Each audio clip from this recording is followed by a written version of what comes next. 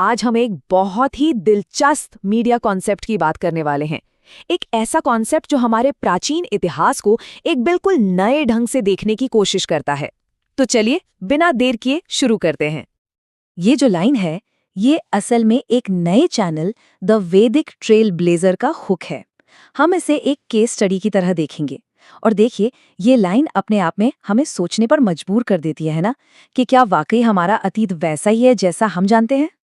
तो सबसे पहले ये समझना जरूरी है कि इस चैनल का विजन, इसकी सोच क्या है, क्योंकि इसका मकसद सिर्फ पुरानी कहानियां सुनाना नहीं है, बल्कि एक बिल्कुल अलग पर्सपेक्टिव देना है।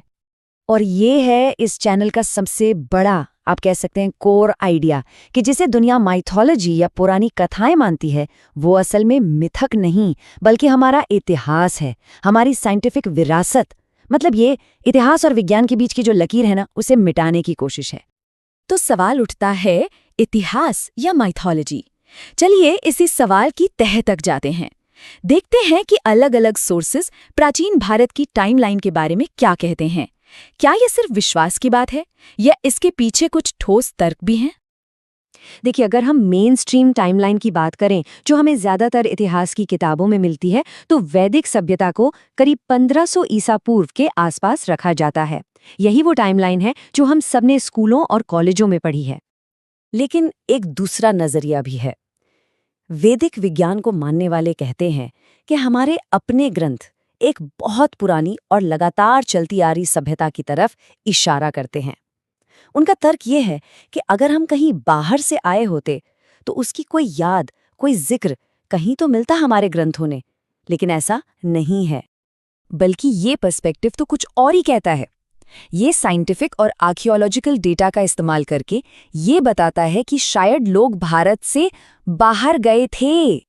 सोचिए जरा, ये उस आयरन इन्वेजन थ्योरी से बिल्कुल उल्टी बात है, जिसमें लोगों के बाहर से भारत आने की बात कही जाती है।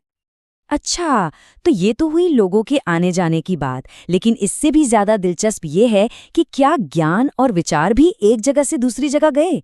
चलिए अब उन दावों को देखते हैं कि प्राचीन भारत से कौन कौन सा ज्ञान दुनिया के दूसरे कोनों तक पहुंचा। और यहाँ एक बहुत बहुत बड़ा दावा सामने आता है कि ग्रीक फिलॉसफी यानी यूनानी दर्शन की जड़ें भारत में थीं। और मजे की बात यह है कि ये दावा कोई आज का नहीं है। ये क्लेमेंट ऑफ अलेक्जेंड्रिया जैसे शुरुआती क्रिश्चियन लेखक ने किया था, करीब 3वीं सदी में। ये तो वेस्टर्न सिविलाइजेशन की पूरी कहानी पर ही एक सवालिया निशान लगा देता है। अब इस दावे को सपोर्ट करने के लिए कुछ खास उदाहरण भी दिए जाते हैं, जैसे कि पाइथागोरस, उनका नाम और थ्योरम तो सबने सुना है। फिर डेमोक्रिटस की एटॉमिक थ्योरी और मेडिसिन में हिपोक्रेट्स की शपथ। इन सब के तार कहीं न कहीं प्राचीन भारतीय ग्रंथों से जोड़े जाते हैं।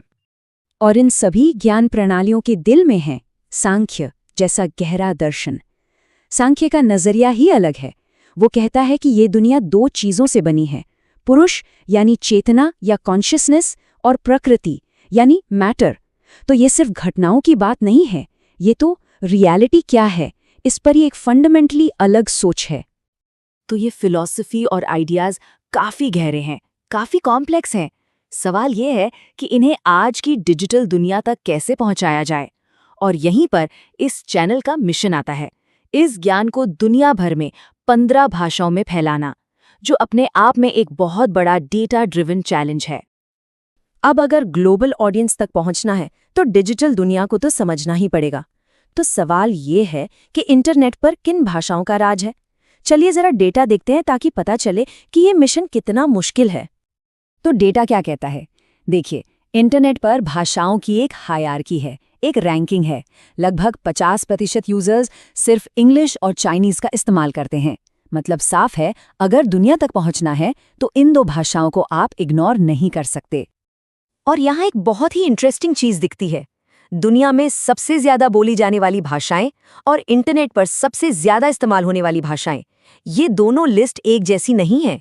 जैसे हिंदी को ही ले लीजिए, बोलने वालों की संख्या के हिसाब से हम टॉप पर हैं, लेकिन इंटरनेट पर इसका इस्तेमाल स्पेनिश और अरेबिक से भी कम है।